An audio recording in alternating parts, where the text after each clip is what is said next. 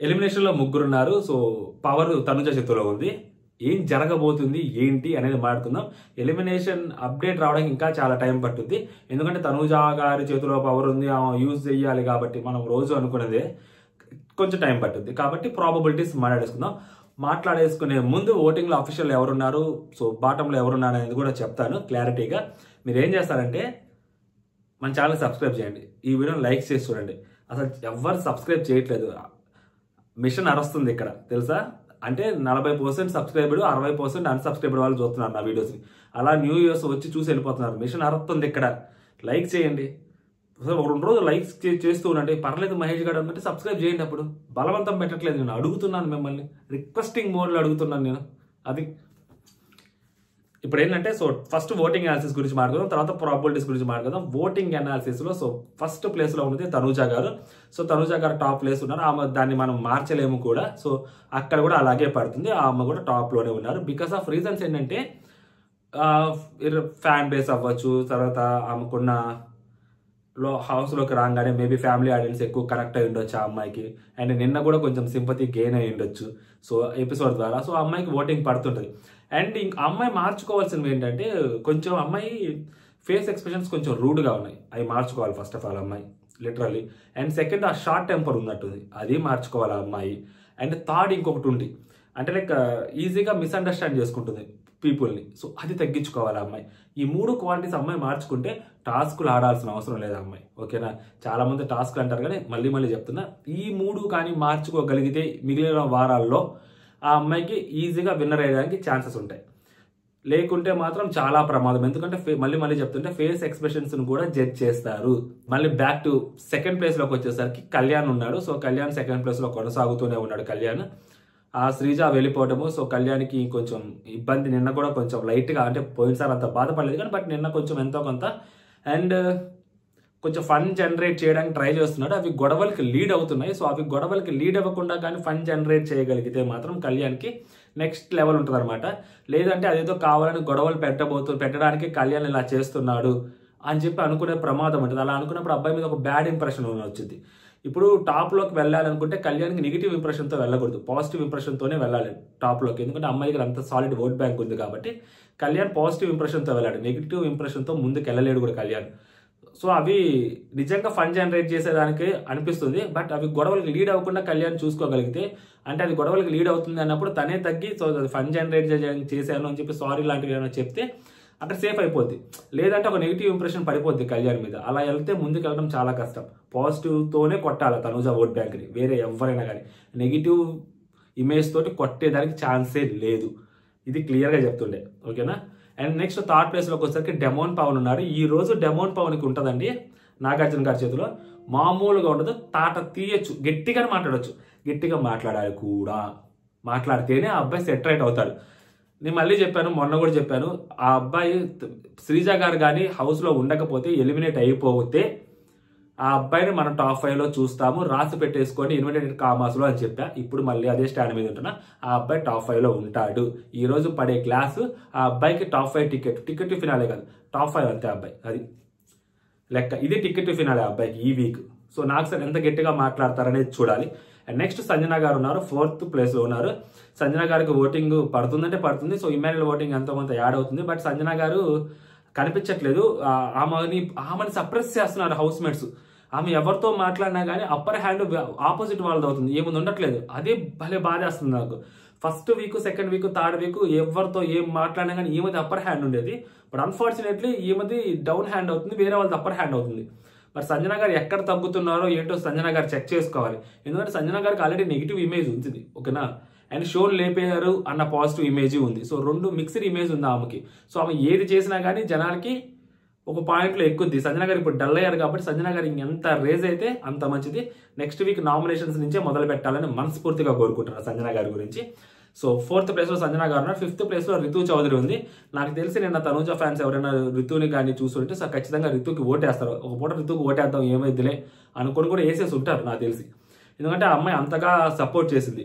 ఇక్కడ తనుజ ఇంకొకటి మార్చుకోవాల్సింది ఏంటంటే, అదే నేను చెప్పాను కదా ఆల్రెడీ, ఆ షార్ట్ టెంపర్, ఆ మాటలు లూజ్ అవటం. ఇప్పుడు నిన్న మాట్లాడుతూ నాకు బాండింగ్స్ వద్దు ఏమొద్దు ఆల్రెడీ చెప్పాను కదా.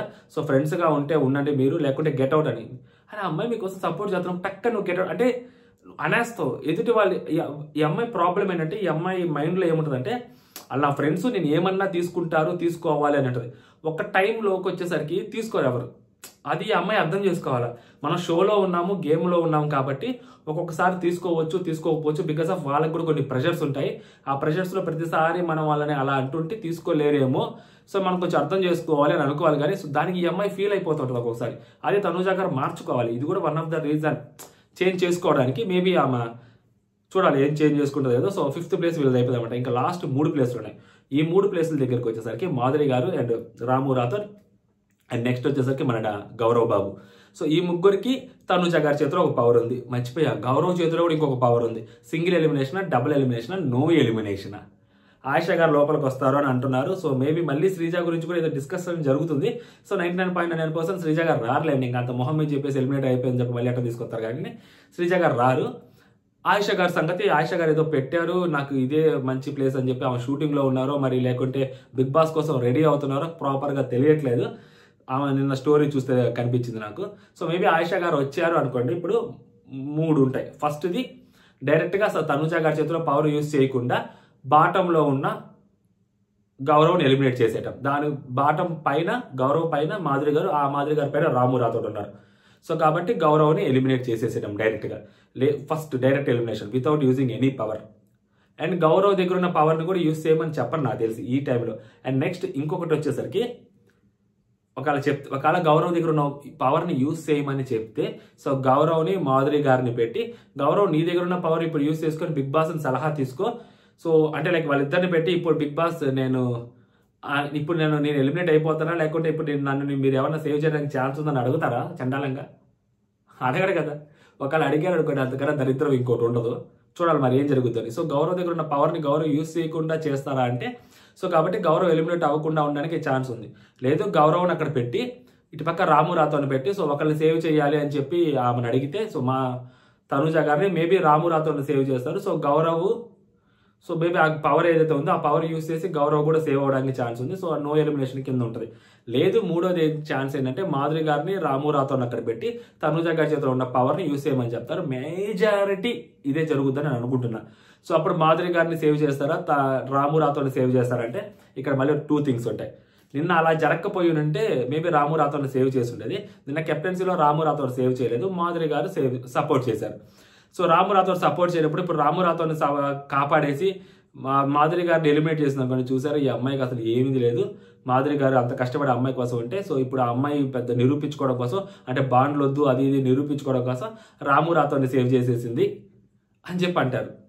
మాధురి గారు ఎలిమినేట్ అయిపోతే ఇప్పుడు లేదు మాధురి గారు రాము రాథోడ్ ఉండి సరే నాకు రాము రాథోడ్ హెల్ప్ చేయలేదు కదా మాధురి గారు బీభత్స పైన హెల్ప్ చేశారు కదా అని చెప్పి మాధురి గారిని సపోర్ట్ చేసింది అనుకోండి. రాము రాథోడ్ ఎలిమినేట్ అయితే ఏమంటారు జనాలు బయట?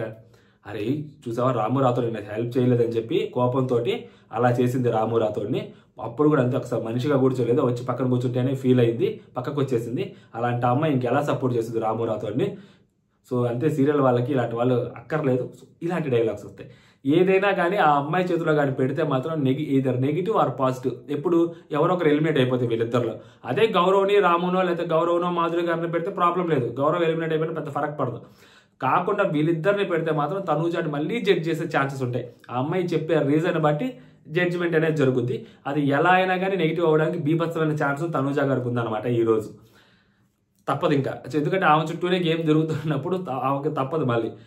కాకపోతే నేనేమనుకుంటానంటే so without using any power maybe straight elimination గౌరవ్ని చేస్తారా అంటే సో గౌరవ్ని చెయ్యొచ్చు అని అనిపిస్తూ ఉంది నాకు. లేదు అంటే మాత్రం Ramu Rathod is going to be eliminate అంతే అండి. ఎందుకంటే దువ్వాడ మాధురి గారిని ఎలిమినేట్ చేస్తారని నేను అనుకోవట్లేదు. ఫ్యామిలీ వీక్ దగ్గరలో ఉంది. మరి ఆమె దగ్గర నుంచి కంటెంట్ వస్తుంది, కొంచెం గొడవలు అవుతున్నాయి.